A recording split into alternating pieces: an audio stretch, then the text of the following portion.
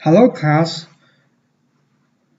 Old age care has become a recognized worldwide problem. In some less developed countries, the work of providing for the aged has hardly started. In many developing countries, the work of providing for the aged has a long history of deaths, and the overall level of providing for the aged is relatively inadequate. In developed countries, such as Nordic countries with the highest level of global welfare, the pension problem has not really been solved. For example, basic social welfare covering all the people is facing a serious challenge of sustainable development. Therefore, today I want to talk about the old age problem from a global perspective, especially its situation in China. I will pay more attention to the current situation of China's pension system and compare it with that of developed countries. Finally, I will put forward some solutions to the problem of China's pension system. Currently, uh, old age pension has always been a hot topic of concern from the West to China. The crisis of old age pension is very prominent. Compared with Western countries, the situation of China's old age pension crisis is more severe and complex, and the world's old age pension system is also facing bankruptcy. WHO has released a global aging chart based on the data from 2015. From the data, we can see that in 2015, only Japan had more than 30% of the population over 60 years old. By 2050, China, Iran, Canada, and New Zealand, and most parts of Europe will enter this era. Basically, except for parts of Africa, the portion of people over 60 years old will, in most parts of the world, will be more than 10%. The baby boom in Asia has contributed a lot of cheap labor in the past decades, helping to boost productivity and income growth. However, now the huge population born during the baby boom is aging and needs to be supported by the younger generation. Aging in Europe is also a very serious issue. At present, the German population uh, aged over 65 accounts for nearly 20% of the total population. By 2030, 1 out of 3 people will be 65 years old. In 2015, the German pension payment deficit was 4 billion euros. The deficit will increase to 8 billion euros in 2018. In 2016, Citigroup released a report which shows that 20 member countries of the Economic Cooperation Organization will be facing the pension gap of up to $78 billion. This is almost equivalent to the global GDP of 2015. Now let's look at the status quo of Chinese pension. Compared with Europe and America, China's pension crisis is more severe and complex. The United Nations predicts that by 2020, China's elderly population over 65 will be 167 million, accounting for 24% of the 698 million people in the world. In other words, one of the 4 elderly people in the world will be Chinese. China has an absolute large number of elderly people, even more than the entire population of Japan. And China is also the fastest aging country in the world. In 2050, nearly 500 million people in China will be over 60 years old, more than the total population of the United States. Japan, the most aging country, has 6 times the GDP per capita of China, and the United States 80 times the GDP per capita of China. They are wealthy and aging. Now let's talk about poverty, aging, and the gap between GDP per capita. The 2016 report of the Agricultural and Trade Bank of France predicts that China will be affected by the rapid aging of population from 2020. The national savings rate will decline, and the decline will be stronger than the decline in investment rate, which will eventually lead to the gradual reduction of external supplies. In addition, global savings rates will also decline. As a result, China will shift from accumulating overseas assets to selling them, which will worsen the situation of global financial markets. In 2020, the decline in China's employment rate and the production income will lead to a weakening of potential growth. Economic growth is likely to fall back to around 3.5%. As a result, global economic activity will be weakened and the global commodities consumption will be reduced, which will lead to lower commodity prices. Now let's look at the current pension model in China.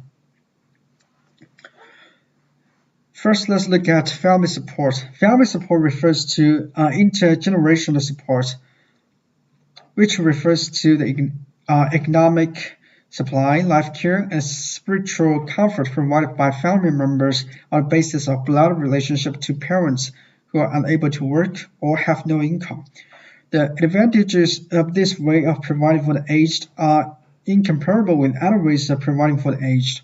Under the current economic level and traditional cultural model, family pension is still the most common way of providing for the aged in rural areas of China. However, at present, the function of providing for the aged of urban and rural families in our country is increasingly lacking and weakening, and many families often feel that they have more than enough to support the elderly. Now let's look at the institutional pension. Institutional pension refers to the provision of care, accommodation, and care for the elderly in various welfare homes, nursing homes, apartments for the elderly, and other institutions. Public institutions are made for the elderly who have made outstanding contributions to society, free or only charge a small fee. Private institutions are built by private financing. The elderly need to pay a variety of fees to stay. Private public funded institutions are funded and organized by the private sector, which is supported by the government, and the elderly have to pay their own expenses. Compared with public institutions, the service quality of private institutions is relatively good, but the price is too expensive for ordinary families to afford. Now let's look at the community pension. Community pension is a form of transition from family pension to social pension. All kinds of old age service stations are built by community organizations, and a special nursing staff is employed to provide the services needed by the elderly. It makes up for the deficiency of family pension and is a new pension mode advocated by the government. However, because the community pension system is not yet mature, the operation mechanism is not perfect, the facilities are poor, and the service quality is not even. Many elderly people prefer to the way of family pension. Now let's move to next kind of aged pension. Now let's look at the entrusted endowment. Some white-collar workers with better economic conditions are quite concerned about their parents, but they are too busy to support their elderly parents in person, so they hire those with no jobs or who are poor in economic conditions to take care of their parents. This has already happened in Beijing, Shanghai, and Shenzhen. And now let's Let's take a look at the disadvantages of the old age care in China and the problems to be solved urgently. As for the problem, for I'm in America, so I asked my friends in China to go to China's nursing homes for interviews. She interviews Liu Xiaofeng, the head of nursing home in Xi'an. Here's their interview.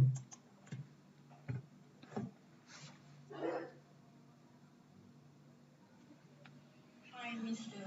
Thank you very much for your interview during your busy schedule. It is my pleasure. Okay, then I will put forward my first question.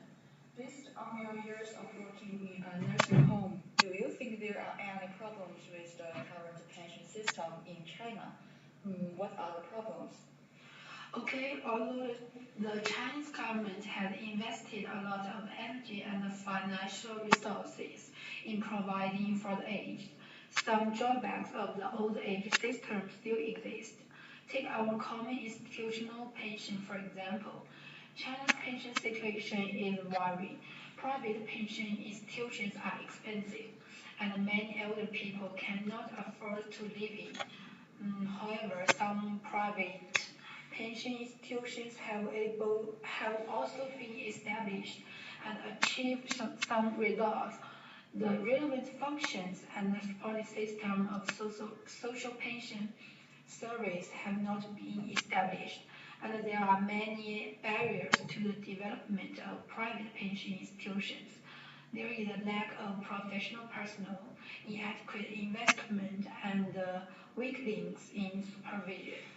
In addition, in recent years, China has gradually established a social endowment insurance system. However, the actual coverage of institutionalized old age insurance is still very low. Okay, thank you for your sharing. In addition, it seems like many people are unwilling to accept the life of the nursing home. Is this a common phenomenon? Sure. In our traditional concept, the habit of old people have nourishment is inherited from generation to generation, and the life of the elderly is to be borne by the next generation. Many country elderly people think that going to nursing home is abandoned by their families, which is a wrong concept. In addition, the elderly are most afraid of loneliness, lack of psychological security, long-term habits, and poor environment adaptability. So they will have a sense of exclusion to nursing homes. Oh, okay. Sincerely, thanks for your sharing. Thank you. You're welcome.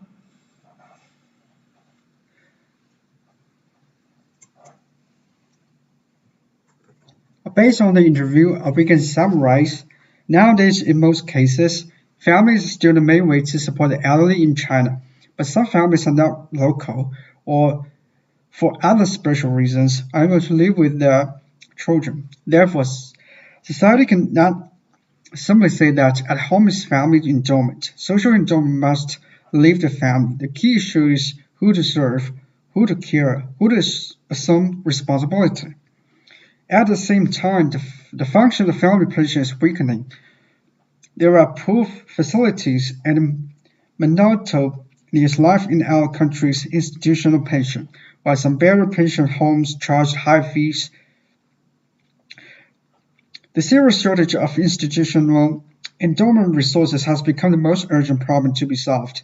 Editors and most social pension institutions are facing the embarrassment that the elderly are reluctant to go to the institutions as long as they can maintain in their own homes, while the healthy, self-care, or economically advantageous elderly are often unable to find the institutions they need or are suitable for them.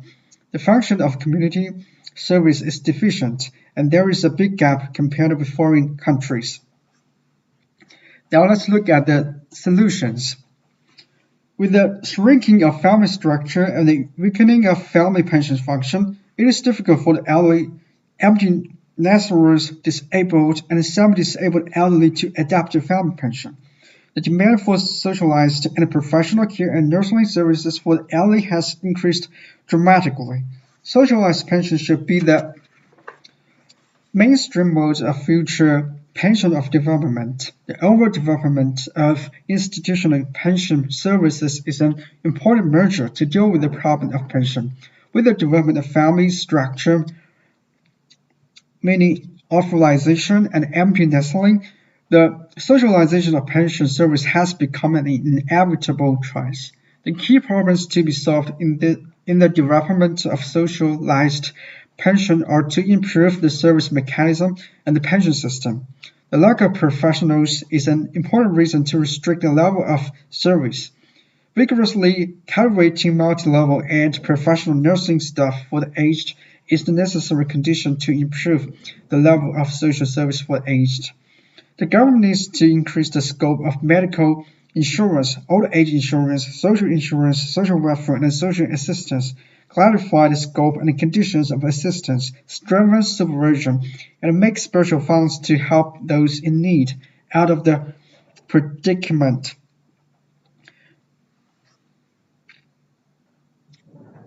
So in conclusion, nowadays the trend of population aging is becoming more and more serious. The problem of providing for the aged is a social problem to be solved first. The reality is that there is no soil for the full realization of home-based pension. While the socialized pension model has not formed an effective interactive mechanism, and the service chain of different pension models has not yet been established, how to let our parents spend their old age with dignity are the problem of every family and the responsibility of the whole society. Thank you for watching. Here are my references.